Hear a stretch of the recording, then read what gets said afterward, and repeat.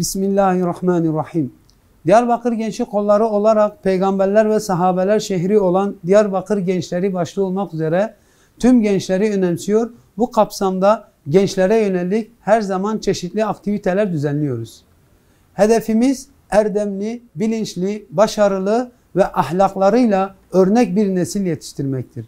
Hüdapar Diyarbakır Gençlik Kolları olarak bizler de gençlik kuşaklara sığmaz diyor ve gençliğin belirli kalıplara ve kuşaklara sıkıştırılmasını, ezber ifadelerle, harflerle tanınmasını doğru bulmadığımızı belirtmek istiyoruz. Geleceğimiz olarak gördüğümüz gençlere doğru istikamet üzere hayatlarını sürdürebilecek bir bilinç kazandırılmalı, yarınlarımıza emin adımlarla yürümeliyiz. Merkez Gençlik Kollarımız tarafından düzenlenecek olan Gençlik Haftası etkinlikleri startının ilkini 24 Ekim Pazar günü saat 10'da Diyarbakır'da başlatıyoruz.